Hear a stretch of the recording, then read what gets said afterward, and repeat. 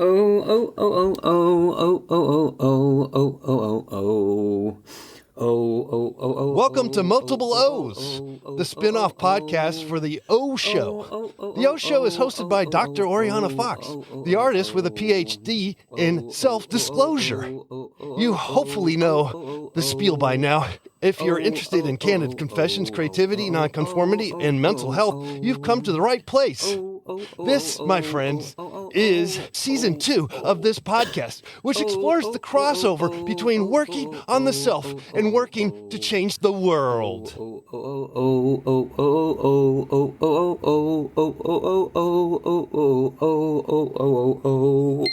Have you ever said to yourself, I love that Oriana Fox makes art all the time?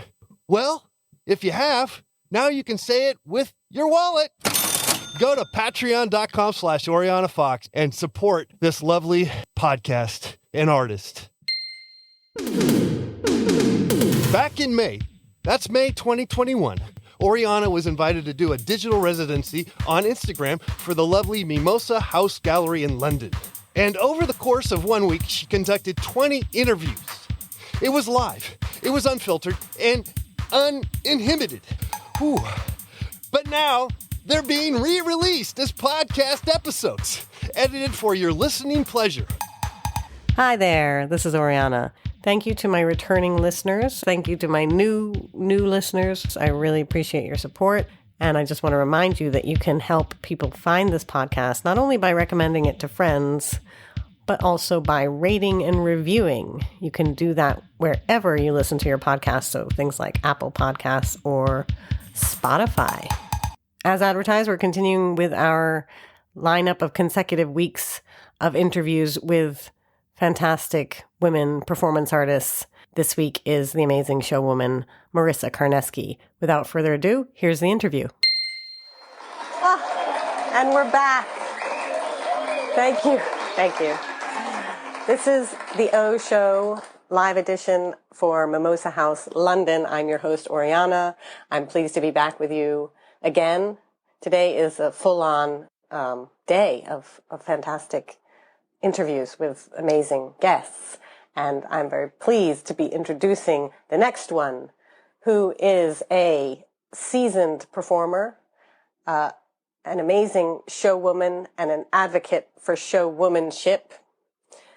She has her very own creative production company under her own name, Marisa Carnesky Productions. And what else can I say about her? She makes highly accessible, provocative work. That's the second time today I've described a guest's work as provocative, and that's because provocation is very important to the O Show. And her work references popular culture, the carnivalesque, and all towards important political ends. So please join me in welcoming Marisa Carnesky. Hello. I did it. Thank you. Thank you so much for being here. Yay. How are you doing I'm good. today? I received this package this morning in the post from Finland from my lovely friend Kira O'Reilly. She sent me this amazing embroidered dress. So I thought, Oh, lovely. folk look for you today.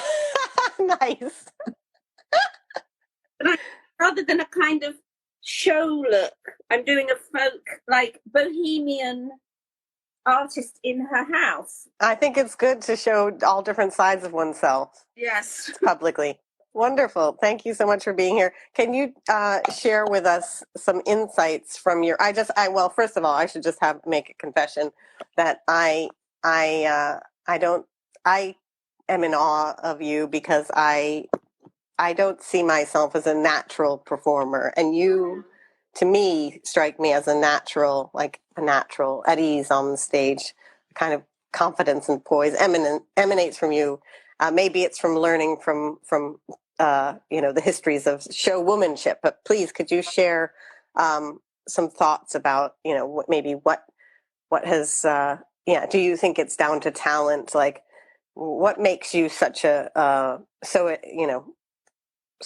able to give yourself on in your performances? This is a good question, and it could just be that I was a bit mad and a total exhibitionist. It could be something to do with, that's the thing, is that I was just a terrible show off always as a child, but then at the same time very shy. So it's a kind of weird conundrum. But I was a terrible show off, and I wanted to be a ballet dancer. So I liked all things very, not so much pink, but I liked the kind of intense theatricality and something old worldy. I liked something nostalgic. So I spent a lot of time kind of expressing myself and wanting to be in the ballet russes or pretending to be, in the 30s. And I'm still doing that, and I made a career out of it. Not that as a Jew, one would want to be in the 30s at all, obviously. But it's interesting that you say, because, and what a lovely thing to say. I'm very in awe of you and all your extraordinary research and your brilliant work and all your stuff. And it's I didn't do actor training. I just did dance training. That's all I did. And I was just very mouthy and opinionated from day one.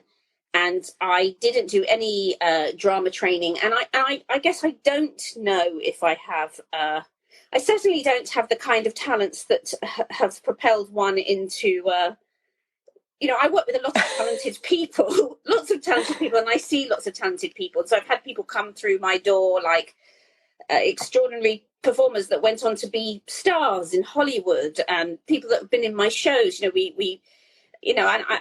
I love name dropping, actually. Why not name drop? Yeah, name drop. Everybody says, "Oh, don't name drop." I'm like, why not? I can, so I should. Yes. So I've had performers that went into mainstream culture, and so I don't have that sort of talent that they have, in a sense. So we had. Well, I don't know. I mean, earlier this morning we were just talking about maybe just getting into the mainstream just means that it's recognizable as opposed to that better. Yes, exactly. Yeah. So, but in terms of like being able to, we had the extraordinary. We had Gwendolyn Christie was in the Ghost Train that then went on to be in Star Wars and things like that. So there's the ability to be like an enormous movie star. And then there's ability to be a really interesting, quirky live artist that plays with genre. And I think I'm really interested in, apart from that, I cannot take direction from anybody. And I have to be the boss, 100%, absolutely. Usually. I can relate to that. So, apart from that, that could be another reason why I want to make work the way I want to make it. I want to do it the way I want to do it. I don't want to be in other people's projects. I do a bit. I mean, I have been in some other people's projects. But I think talent is a mixture of, wanting to, having some exhibitionist streak, wanting to perform, and having some kind of addiction. I think there is an adrenaline in it, and there is an addiction to it. I'm never happier than when I've just come off the stage and I'm in the bar. It's like, I never want to do it. Yes. But then when I'm doing it, I never want to do it, and I'm really stressed all day, and I'm all just like, why am I doing this? Why can't I just do yoga or something? Why am I doing this? Why am I putting myself through this? This is ridiculous. It's making me ill. It's going to kill me. And then I'm doing it, and I'm like, this is everything I want to do. I love doing this. And then afterwards, it's like, who's got my drink? I want it now. But when I see amazing, I just love working with people that are making up their shows, because I just love making up shows. So, you can call it emerging artists. Some of the artists that come to the project, I guess what I wanted to set up with this school thing was the thing that I couldn't find. So I went to college. I had a brilliant tutor who was like a mentor to me. It was Professor Liz Aggies at University of Brighton. And I got to tour with her company Divas, and it was brilliant. And then I left college, and it was like the rug is pulled out from under your feet. And you're like, and then, I was working as a stripper because I didn't want to give up on my art dreams. So I didn't want to get a job, You know, I wanted to be a freelancer, and it felt like as long as I was a freelancer, I still had a chance. It was some kind of weird thing like that. And but there was just like, that makes sense. That makes perfect sense. Yeah. So like other friends were like going to work for the TV as researchers, or being runners on movies, or getting arts admin jobs. And I was like, if I do those things, I won't be a performance artist. So I will just do it the really hard way, and like work as a part-time stripper, which is just in London particularly like the grimmest, fucking most dangerous, stupid thing in the world.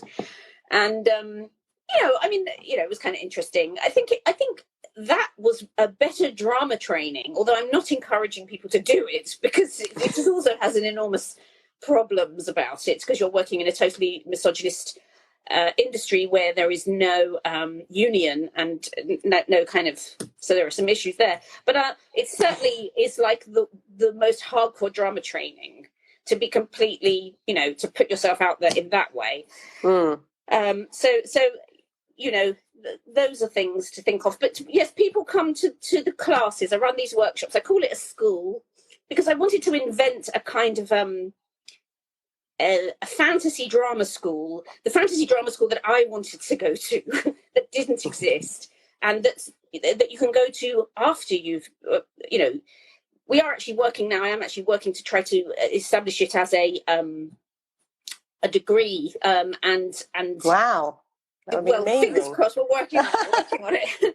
And so I'm talking to some organisations about accrediting the ideas behind the course into a course. But I still will run, and I still love running kind of this open thing. There's this thing very different when you just come to it by choice, as a side thing. Sorry, I'm not being very articulate. No, it's fine. It's fine. It's like you want to get it all out as quickly as you can. And it's funny because I didn't even ask the second question, and you went right on to it. So it's brilliant. I'm just laying back. I'm taking it easy this morning. Talent, and then I will stop. Is that can you see? Because you asked me a question, I haven't actually answered it. Can you see talent? Yes, people. I haven't actually asked it. I told you what the questions were in advance, and you're just answering them as if I've asked them verbally, and I haven't, which is great because you're saving me the task. So I'm happy. Two ways. I think I'm just really tired because I did an event last night. Ask me the questions, so just shut up now. Okay. Sorry. So tell me, you're doing this. You have this school where you're training, burgeoning, developing students of live art and performance, and I'm wondering, do you see them as certain individuals as inherently like sort of talented, like some sort of thing in them, or are you able to see talent develop, or is it kind of a mixture of those two things? I feel, I guess, my parents always talked about their children as being talented, and like, oh, that one, he does this and she does, and about me it was like, oh, she draws and she paints, and she's artistically talented, and like I wasn't both my brothers are actors, and other things, but they were the outspoken, extroverted ones, and I was like, and then I ended up doing performance, which is so weird, but because it wasn't something that I felt was a talent, it was just something that was kind of fun, and it was something I needed to do to progress my work, and it's brought me out of myself. So it's like something I've honed as opposed to was intrinsic. I don't know. Anyway, owned. Exactly. No, exactly. And I really relate to what you're saying, because I wasn't the actor. My sister was going to be the actor. She became a drama therapist, and I was the dancer. So I was mute. I was just dancing about, doing ballet. It's hard to imagine you being mute, but I know. But whenever I tried to act, I remember there was an audition and to be Anne Frank and I did the Anne Frank monologue, and I didn't get it, and I was like, how could I not be cast as Anne Frank? That's my part. But I didn't get it, and I was really gutted, and I wasn't the world's greatest. I wasn't naturally able to become other people, and I wasn't. I was more going towards comedy, I think, because of caricature as opposed to acting. But I really relate to what you're saying, and but with the school thing. I'm coming from it from both sides. So in one way, I am quite excited by the idea of stage school and someone's got talent and, oh my God, they're raw talent. But what I found really interesting, and obviously we tend to divide skills and concepts. There's always this war. Well, if you're a skilled person, you're probably not very strong conceptually. And if you're conceptually very strong, you probably get actors to work for you or circus people to work for you. And I'm really interested in whether two things do come together and how they inform each other. So I am interested in, I don't teach trapeze or tumbling or, I just about pull together a voice exercise. What I do, and I often get it wrong, and I had this amazing voice teacher in the workshop, and she was saying, Marisa, actually that's not how you do the exercise. I was like, oh, sorry. So a voice exercise. Such as, how does it go? Because I always think when I hear voice exercise, I think ta, te, ti, to, tu, can't, can't. That kind of. Yes, we do. Peter Piper picked a peck of pickled pepper. What's the peck of pickled pepper Peter Piper picked? And we actually do that exercise. Okay. One of the ones that I know. But no, so, I've cobbled together some fabulous old traditional exercises, and I've got some exercises inspired from workshops that I've done. But I do things like I try to do kind of witchy, pagany, weird things, hence the embroidered top. But we do like cut up, like William Burroughs, like beat poetry to find your writing. And, we do a bit of Buto, we visualize war landscapes. And so I try to do funny things or, and just not everybody has talent in the tits and teeth way. And some people that come to me do, but a lot of people that come to me are just really quirky and original, and they're really odd. And I remember that, oozing gloop as a young thing came to me, and I was getting it wrong with oozing gloop because I kept saying, learn your lines, find your mark, know where you're standing, where are you going now, what are you doing, what is it about? And of course, the genius of using gloop is this kind of stream of consciousness, and I really kind of learned, I mean, you can see with using gloop that they are full of life and full of ideas and a genius and brilliance. Can I just say, this is it's almost like as if I planted this or planned this, but Irene mentioned you in her interview, and now you're mentioning oozing gloop. And guess who's next? No, I didn't know that. Anyway, it just they just Oozing Gloop just contacted me to say yes, and I'm about to announce it after we're done. Yeah, so they will be here anyway. Yana, you're like the witch. You're like interview witch. You're just casting out a spell. Yeah. That was my cackle. I loved it. I do want. Or maybe I should be Glinda, the good witch. You are Glinda. Not like Glinda. Not all witches are old and ugly. That's me. Anyway, yeah. So yeah. Tell us about the. I want to know more about your research about show women and the absence of show women. We have lots of show girls, but no show women.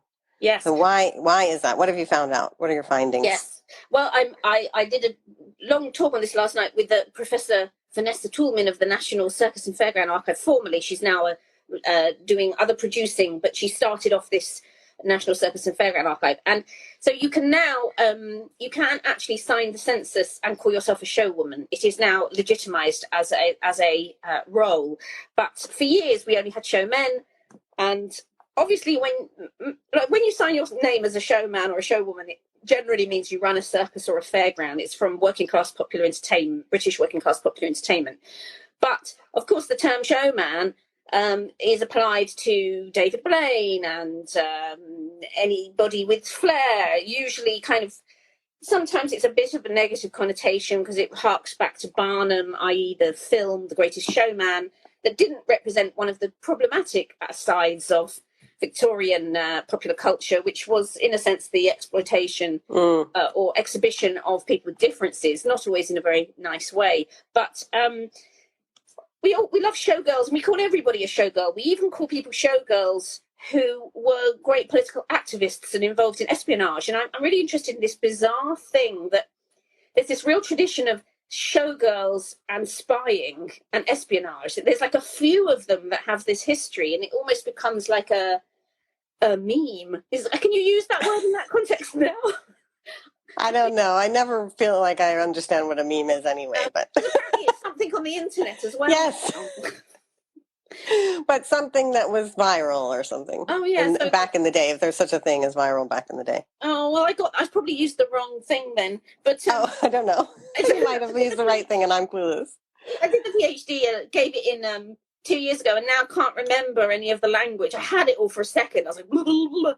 Oh, well, congratulations. I also got mine 2 years, was it 2 years ago? So that's funny. Well, I gave mine in 2019, actually. I think. I gave mine in 2018, but I had I didn't get the actual, like, the degree says 2019 or whatever on it. Right. Or the record, yeah. Right. But yes, class of 2019. Yeah. But yeah, I can't remember what I was talking about. Sorry. Show women and memes. Oh yeah. So show women and espionage. But so I guess what the research is about, and this is a show I'm making, and then Irene and I are working on a book together. It's about how can we use the term showwoman the way showman is used, in that it describes a certain kind of spectacular theatricality that is generated by women, that is not about girls. And who are some of these, undocumented, forgotten, extraordinary performers from the last 100 years that just never made it into the history books, who were not showgirls? They were like the boss in charge of their own thing, but they were doing death-defying, taboo-breaking, spectacular work. And we would call them, why aren't we calling them show women? And then equally, why aren't we calling, there was this revolution in new cabaret and new burlesque, and we're still calling these often very queer, really surreal, extraordinary women running their own careers, crossing over between art and cabaret. Why are we calling them showgirls? They're not girls. They're like certainly women. And then to go even further, why can't we have show people? I mean, you do have show people. You do have the term show people, but it doesn't necessarily mean extraordinary non-binary performers. Why doesn't it? Yeah. So I love the language of shows, and I love expanding it, and I love blurring between what we think of as arty and high art and what we think of as trashy and sordid and low art and popular. And I like going, they're not exclusive, and they go like this all the time. And all the stuff I like really does that. So you're just bringing to my mind a memory of Coney Island and sideshows by the seashore, which I experienced as a young person. I'm really lucky to have seen Jennifer Miller, a woman with a beard, who would juggle machetes. Yeah, Coney Island. And I've met Jennifer Miller, and they actually brought Jennifer Miller. I think it was Queer Up North, maybe, that brought Jennifer Miller to the UK in the 90s. But love Jennifer Miller, and in a way, like, I was starting this research project around show women like 10 years ago, and then I was running this ghost ride in Blackpool. I was all busy, and then I started having all these issues with my fertility. I was trying to have a baby, it wasn't working out, and so I then wanted to make a show all about menstruation and magic and menstruation, and so I kind of went off the show women a bit. And then in doing the PhD, got all into like ecofeminism and Donna Haraway and cyclicity, and revisited wonderful Annie Sprinkle and Beth Stevens' work and looking at ecofeminism and ecosexuality. And when I returned to the show women, I thought, like, looking at it now from that lens, not just from the kind of old entertainment lens, which I love, and, who's marginalized, who was forgotten, what crazy, weird stuff did they do, but going, there's this real relationship between women and animals. like there's loads of stuff of like women as birds, women with animals. I was thinking about Donna Haraway and her companion species, you know, like so many strange hybrid beings. That the showgirl, as she was known, is always a bit of a hybrid being, and then often the showwoman was a woman in the circus that would tame wild beasts, which of course is not a thing we would do today with rare animals. But I'm just interested in, I got interested in women and animals, and then I got a dog because it was lockdown. I show with my labradoodle. It's not the same as a crocodile, but you know. Yeah, so menstruation, show women, infertility, all those are like super fascinating topics. I don't know what to ask next. I want to ask, what was it I wanted to ask? It was, oh yes, because you were talking about needing to be the director. Yes. And not being able to take direction. And I have the same need to be the director, but I'm not good at giving directions. Like I have this vision in my mind. Yes. But I cannot seem to get it across or create a kind of sense of like, we're in this together. Like, do you have any tips for me? Like, I assume, just judging from your productions, I assume you do that well. Well, I don't. I do kind of, I have the big picture. But then I kind of, I've not been diagnosed, but I possibly have quite a short attention span. There's something a little bit OCD going on in there, and I get the big picture and I get everything organised, and I work with producers and we get everything organised, and I have the big picture and I get the script done and I know what I want the visuals to be. But then the refining and the kind of polishing of the work, I often will work with somebody. And recently I've been working with the wonderful, who sent me this amazing top this morning, the wonderful Kira O'Reilly, who can really focus on the tiny things and make them fabulous. Because and even in the workshops, we do, I love making big, bold suggestions to people, but there's lots of aspects of direction. So yes, I am a director, but I love to work with a kind of co-director or a dramaturg to help me really polish the work. Sometimes small details escape me. I'm going to kind of try and explore that more as to why they do. But I'm a bit like, oh yeah, that's great. We've sorted that bit out. Right, what's the next bit? So, well, that's good to know that actually maybe the solution is, or the tip is collaboration. Yes. Why should we do everything? Why do we have to do it all ourselves? Bring people, what, and that's the joy, and then you've got a big gang to work with. It's much more fun. Yeah. But it's more fun. That sounds like more fun. So yeah, what else? So you talked about show women, and can you give me some examples of maybe, particularly influential show woman for you? I mentioned Jennifer Miller as being one that was kind of great to see in my formative years, but who from your research maybe, or Yes. Well, I'm looking particularly at two historical characters, but I'll mainly mention one of them. And this historical character from British circus history is called Coringa, and she was an alligator hypnotist, but she was what they called a fakir. So she laid on a bed of nails, she climbed a ladder of swords, she had a concrete block broken on her stomach. This was in 1937, but she was really kind of... The whole mystery of Coringa is she presented herself as a woman of color, but we don't know if she was. And so some people have kind of claimed her. People want her to be a woman of color. We think she was a brown woman. But because all the footage is black and white and the images are black and white, nobody really knows. But she certainly wasn't representing a kind of white Englishness for that time, and she was representing a very provocative sexual image.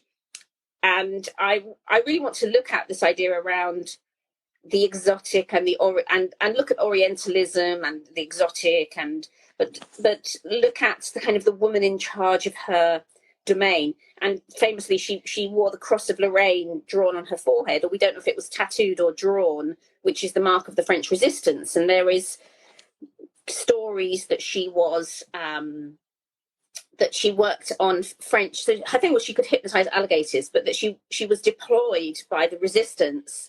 And so what we don't know, and this is with all good show people, we don't know if this was a myth, because there is this tradition, as I said earlier, of the showgirl as spy in espionage, as activist, or whether, and this was part of her publicity, of part of her great showwomanship, or whether this was true, that she would go onto enemy lines and hypnotize the cows and the horses to be quiet, to be sleeping, so that the soldiers could cross.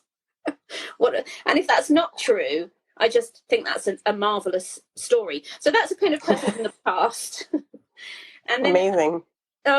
People that I love and that I work with, current people that I think are really exciting, are people like Empress Star, who invented the world's first laser butt plug.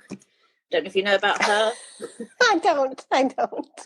So she tours, but I think Peaches. I should. You should. She tours with Peaches, and she's an aerialist, and she invented a dildo with lasers inside it that she puts in her bottom, that does aerial and shoots laser beams. She's done this in the Barbican, Royal Festival Hall, and then she approached Peaches. She had this idea. She's a well-known aerialist, and she approached Peaches and said, "Can I?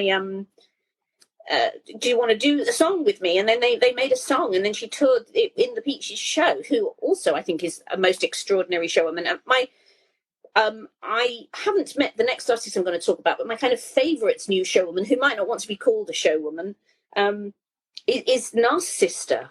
I just think, wow, that's incredible. So and in the UK, there's some extraordinary women artists, and I'm working with this amazing. There's Fancy Chance. I don't know if you know her. She hangs by her hair. And then there's Mr. Blue, and these two amazing artists are going to be working with me on the Showwoman show. And Mr. Blue swallows swords, and also is a poet. And but I guess in terms of, and I guess they're from radical entertainment, cabaret kind of side of things, with these extraordinary skills. But in terms of, what's really exciting is when those things and those techniques from old show business, or those old stage techniques, kind of get married into an artist like Narcissista, or where there's extraordinary magic and costume and old ideas that have been completely reframed in an important and contemporary context. And absolutely, that goes back to what you were saying earlier about this marrying of being a conceptual, or good with concepts, and was that the word? Yeah, and having skills, like them being always thought of as two separate things, and bringing them together. So yeah, I think Narcissista is a great example of that. But I wondered if you could talk more about your work and how you marry up various skills with making a political message and getting kind of the ideas that you're passionate about across. Yes, well, and interestingly, I have a certain skill level, but I'm more of a jack of all trades. So at one point I was like, I'm just going to get magic. I'm going to be a magician. And then I never really polished it to actually say I am a magician. So I am, whilst I'm advocating for the skill on some level, I'm also advocating that you don't have to have skill. And I think Oozing Gloop has skills that they have created themselves. So I think that skill for me is not that you can do the high kicks or the magic. It can be that, and that's really exciting if you can hang by your hair and have those really legitimate skills, or essentially illegitimate skills so they're from illegitimate performance traditions of variety, but that you develop your material to such a place where you have your own skill. Like Oozing Gloop has an extraordinary approach to dialogue that is a skill that they have invented, that is all of their own. But I wanted to say that. But that's again about someone else's work. Oh yes, sorry. I'm going to. I want to hear about yours. But yes, I'm very happy to talk about. I'll talk about the Bleeding Woman, which is the last piece. The Showwoman is. The Showwoman show is looking at other people through my voice as a showwoman. So it is a show about other shows and about other showwomen, but it's also about my work and, you know, those themes I was talking about. But the Bleeding Woman was my PhD. It was a practice as research, and it was all about putting the magic back into menstruation. And we reworked some traditional illusions like the sawing in half, but made them a kind of menstrual themed one. I worked with some amazing performers on that. And, you know, it was really interesting because I guess it came from, often when I'm making a piece of work, it might come from something in my life that I want to, it's like a question I can't answer. Like, you know, I made this show Jewess Tattooess years ago, and it was like, I'm Jewish, but I've got loads of tattoos. Is that a problem? So then I researched that. Obviously, it is a problem, but if you want... and the conclusion I came out with is it is a problem. Yes, the problem. You know, I wanted to explore that, and so I made this piece of, I would say, more live art based kind of work. It had some illusions in that were not stage illusions, they were not typical illusions, but they were inspired by illusion devices. And so it does start from a very personal place. And the Bleeding Woman, you know, in the 90s I'd been to these amazing lectures by this group called the Radical Anthropology Group, and these academics, anthropologists, that were looking at the idea of menstrual rituals in indigenous cultures, and menstruation in its wider role culturally, which is very much, you know, menstruation becomes this very kind of scientific, clinical thing that we're taught. You know, oh, it's dirty, clean it up, have a big white pad. And so I wanted to make a show all about, you know, I was struggling with my fertility. I kept having miscarriages. I kept trying to get pregnant. And every time I wasn't pregnant, the blood came again, tons of it. And I was like, oh, God, this is so depressing. And I hate it, this bloody blood, go away blood. And then I thought, no, I'm going to remember the radical anthropologists, and I'm going to remember the extraordinary power of menstrual blood, and I want to find out what it means culturally, and I want to do menstrual rituals, and I want to really embrace the menstrual. So I went back to the Radical Anthropology Group, worked with Professor Chris Knight and Professor Camilla Power, Dr. Camilla Power. I'm not sure, professor or doctor. Camilla, if you're watching, I think you're a professor now. I can't remember. And looked at kind of the idea around menstrual rituals, and was looking at, you know, reading a lot about that, and looking at menstrual activism, and then what we would call menstrual spiritualism. So on the one camp, you've got the red tenters. On the other camp, you've got people campaigning for, you know, to get rid of tampon tax. And I was thinking, and looking at the kind of lack of queerness in the menstrual dialogue. So then I invited in some amazing artists, including Rhiannon Stiles, who is a kind of trans activist and kind of health activist and a performer and a columnist. And I brought in some of those women I was talking about with extraordinary skills. And we made a show where we all reflected on our own biological experience, but we reflected on the kind of the symbol of the menstrual, and if we could look at menstruation as a kind of cultural idea, not just a kind of scientific idea. And then we got all kind of witchy and horror movie-ish, and we were referencing, you know, lots of horror movies and very 70s, 80s aesthetic. Sorry? Carrie? Yeah, we were referencing Carrie. We were referencing this strange film called Possession with Isabella Adjani, where she has a miscarriage in the subway in Paris. It was a 1980s film, and an Andrei Zulaski film. And I may not have said that second name right, but that's how I think you say it. And we're using the music from Suspiria, looking at the whole thing of women and blood in horror, the representation of women. They're always being murdered. They're always covered in blood. They're always naked. And why do people want to see naked women covered in blood? Is it because we want to kill women, or is it because there's some kind of deep old connection of women and blood, and there's some kind of power in that. And if we take out the murder and put in the menstrual, where can we still have the magic? So Carrie's an amazing, clever, weird novel because it does put the magic back into the menstrual. And obviously some menstrual activists would say, don't put the magic back in. Let's just kind of get some more fairness going on culturally in the culture. That's the dog. That's the little dog. She's not little, she's enormous.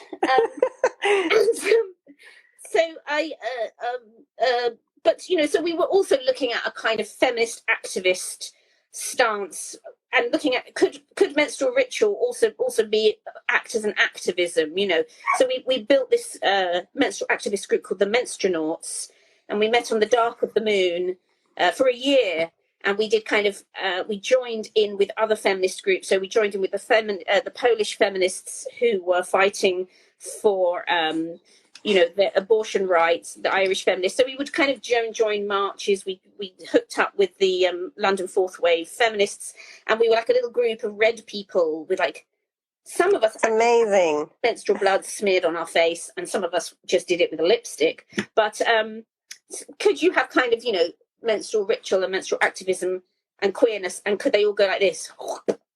And then can you do a show about it? And so that was what I tried to do. And then by the time everybody said, oh, you should do a book about it, we do a menstrual book, and then I was just so menstrualed out. I was like, oh, I'm so over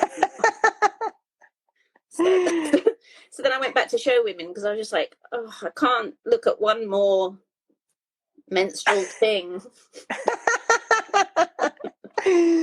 That's great. I love that. I mean, it's really great to see the way that the performance and creativity is kind of interwoven with activism. Like that was such a brilliant example of that. And but yeah, and also of kind of excess and getting into a flow.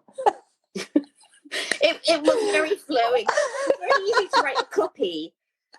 Fully flowing, heart and soul. Blood, let it. It was just, I can't remember what we said now, but once you get into the mind frame, everything, you start writing everything menstrually. Yeah.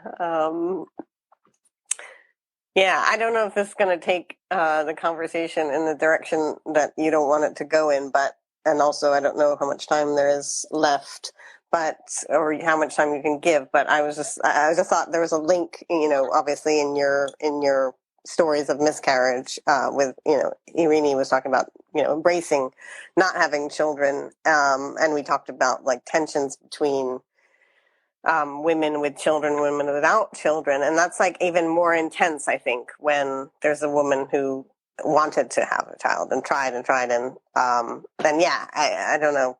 It's really turning it into very more autobiographical stuff, but I don't know if you want to say anything about that. When I was making the show, I brought in some brilliant people to work with me, and the show came from me, that story I told you, I keep not getting pregnant, or I keep having miscarriages. I had 4 miscarriages. The amount of stuff that came out of it was like a horror movie. I remember the worst miscarriage I had. I was like, oh my fucking God. It's like an alien has just come out of me. And that wasn't the fetus. That was like the...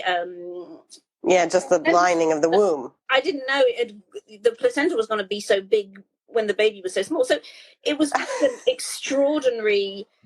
and trauma, but also fascination, traumatic and fascinating, but not fascinating in a good way. But it was just, there was no information. It was like, the doctors were like, it'll be like a bad period. I'm like, that's not like any period I've ever had. What are you, even in our generation, I'm from the 80s and 90s, and I always had my copy of Our Bodies, Ourselves. I thought I knew it all. And I wasn't prepared. It's not enough to have one book. I think you need a lot more representations, a lot more literature, a lot more information.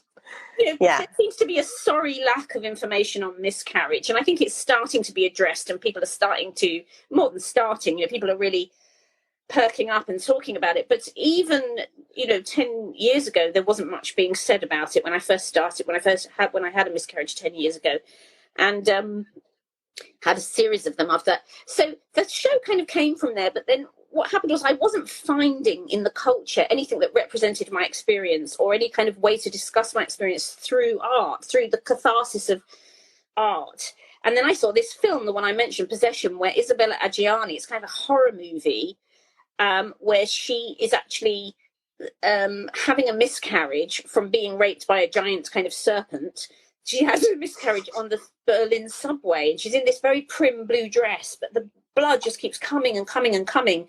And it really chilled me and moved me, because it was the closest I'd had, it's closest to my experience, in that the blood kept coming and coming and coming. So I just decided I wanted to have this kind of prim blue dress that was a bleeding dress, and that was how the idea for the costume came about. And then I wanted to be this lecturer, and then I would reveal. So this personal experience, when I saw it in art, it gave me catharsis, and I thought I want to make a whole show around that. But I was never going to actually talk graphically about, as I have today, about having the miscarriages and what happened, and the messiness of it, and the extremity of it, and the kind of heartbreaking experience of it, and the lack of information, and the kind of going into it blindly. I went into labor and I had no idea I was going to go into labor. This was at 3 months. I had the miscarriage, and I brought in 2 different artists. I brought in Florence Peake, this was in the beginning, and I brought in Kira O'Reilly also to look at the work and troubleshoot the work and be dramaturgy and outside eye. And I remember Florence early on said, talk about the miscarriages. That is at the heart of the work. And I was like, I don't want to wash my dirty knickers in public. And then taking that British phrase, I then had some dirty knickers on my clipboard on the stage in Edinburgh, like just blood-stained knickers, and didn't wash them. But then I think that was really, so we did all this magic, we did all this horror, and we did all this, we did amazing things, sword swallowing, hair hanging, sawing in half. I gave a kind of potted history of menstrual ritual in anthropology, and we did all that. But then it came to a place in the show where we then revealed our experiences, and we would have audiences of people absolutely needing to hear that. Or so the cast was all different. My stories were about miscarriage, and then there were other stories about difficult childbirth with H. Lewis and bringing her baby daughter onto stage. And then there was Rhiannon Stiles about being a woman without a womb, being a trans woman, and Fancy Chance not wanting to have a child. So we had all these revelationary stories that got developed into the show when we got a residency at the Attenborough Centre, where we got to really pull those stories out. And then Kira came over and we got to really refine those performances. So, but interestingly, and you'll find this interesting if you're from a Jewish background, I wanted to do... Everybody did a menstrual ritual. We all filmed one. Rhiannon did this amazing thing on a beach where she kind of went into this hysteria on a beach, and people made up all these beautiful rituals. And I wanted to do a mikvah, like in the Jewish tradition, you wash the menstrual blood off and then you're ready to try to conceive. So I wanted to put the blood on. I wanted to all the idea of the blood is dirty or the blood is polluted. I wanted to explore all those ideas. And in fact, it was in the morgue that Rachel Porter from Figs and Wigs and Sue Hewlett were living in. They were living in a morgue, and they said, we've got a bath in the morgue. You can come and film it in the morgue. So I went to the morgue with the amazing Claire Laurie, and she filmed me and the blood was theatrical blood. We had lots of it. And that was just supposed to be about me reclaiming my cultural heritage, or exploring the idea of making the menstrual blood a positive symbol that you would want to bathe in it. But then when we pulled out this monologue about miscarriage, Florence, I think it was Florence, we pulled out this, I think it was Florence or Kira, I can't remember, we were all working together, but it was like, then that film should go with that monologue. And so then the Bloodbath film, which was not made to talk about miscarriage, became, and it's just this very kind of clinical film of me having a bath in blood, in a very real daylight setting. It's a very clinical big white room. It is actually a morgue. So it has something of it. It doesn't look like a nice bathroom, let's put it that way. And the aesthetics of the horror film creeping back in, perhaps. Absolutely. Yeah. But we didn't film it in it was more like a kind of quite cold looking horror. Yeah, no, it doesn't sound horror film. It sounds, clinical, like you said. It's like a contemporary horror treatment in a way, I guess. But yes, so when we married that film with me saying quite, I wasn't crying or going into it or saying, oh, and then, my mum said this, or, I wasn't kind of trying to exploit what I'd been through or make what I'd been through something that was material. Because this is a very interesting fine line. It's like, when I started to do it even more and more and then doing public talks, I felt I was kind of almost playing it for laughs. It was like, this is my really tragic stuff that for a long time was just, I was always welling up when I talked about it. It was really difficult for me. And so, it's that fine line between I'm still going through it, but I need to make work about it. And I'm showing these images. Is this material or is this something I need to, am I still in the trauma? So these are all things that come up. But ultimately, I would show the film and I would talk just quite simply about I had 4 miscarriages, blah, blah, blah. And in fact, I did have a line. Here you are. Here's me playing it for laughs again. But I had a line where I talked about this thing that occurred to me in the hospital when I had the worst one, when I had to be the baby had passed away inside me, the fetus, and I had to be induced to get it out. I didn't want the suction, so they gave me drugs. And I remember thinking when I saw it on the floor, I remember that it's like a little goldfish that's jumped out of the bowl. And this was that was a thought I had when it happened to me. And then I said this in the show, and then I was really annoyed. I wasn't annoyed. It's I guess it's flattering. But that line appears in the Fleabag scene about miscarriage. Really? That's my line. That's my experience. That's my experience. Because she was on, Phoebe Waller-Bridge was on with her show in a double bit. She was on the same, when I first did the show. Did she not credit you? Well, no. I mean, you don't know. The thing is, you don't know where you hear stuff. You hear, right. Sometimes you... Well, in the PhD world, that would not fly. But, that's fascinating. That's... Yeah. So on a small level, I contributed to that scene in Fleabag. But it is really funny in Fleabag, but you telling it right now didn't sound funny at all. It sounded awful. Well, they have the kind of the mean character, the husband say, it's like a fish out of a box. Yeah. It's actually my image that occurred to me as I actually had a miscarriage in hospital. So that was strange. But then it's also, that's exciting to see how culture works. Because that you think, I'm doing this obscure live art, nobody cares. Or, I've got my audience, but they're kind of underground. And no, everything is feeding everything. Everything is going somewhere, which is great. But yeah, so I guess I'm interested in how you take that trauma and you use it therapeutically in a way by making work about it, but how that work then works for other people as some kind of... So, we would have people in the audience needing to cry, I'm not a therapist, I'm not qualified to counsel people, but there was this kind of electricity in the audience because there was a lot of shared experience, because between all of the voices on stage, there were lots of people that could feel that. But we're trying to do that in a kind of witty, aesthetically interesting way. And that's what I can say on the subject. Thank you so much. That was fascinating. And I want to just ask one last question, which is, I know you have a showcase coming up. Thank you for remembering that, because I completely forgotten. So this is the point in the live episode where Marisa plugged the events that were coming up at the time. But because, Marisa Carnesky is a very prolific artist, of course, she's got events coming up. She's got events coming up on the 11th of March, which is next Friday, at Tramshed, which is in Woolwich Arsenal.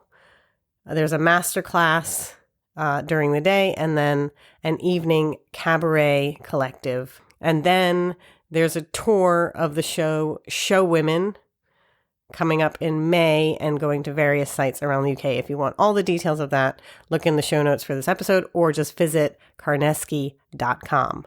So once again, for information about Marissa's upcoming events, visit carnesky.com. It's going to sell out fast, so get your tickets now. Yes. Excellent. Wonderful. Thank you so much, Marisa Carnesky, for being with me on the O Show. You've been a fabulous guest. Thank you for having me. I loved it.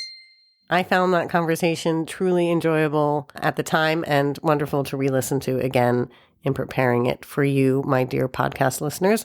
Thank you so much for listening. I hope you enjoyed that. Next time on Multiple O's. And next time on Multiple O's, we have another real treat. We have, as mentioned during the very interview you just listened to, the next guest is the amazing Oozing Gloop, who's a truly unique performance artist, with whom it's a pleasure to talk, and with whom I discuss utopian politics, autobiographical performance, autism, non-binary gender identity, and more. So that's something to look forward to next time on Multiple O's. Thank you for listening. I appreciate you tuning in. I hope you will accept yourselves unconditionally, your lives, and other people, because we're all just fallible human beings.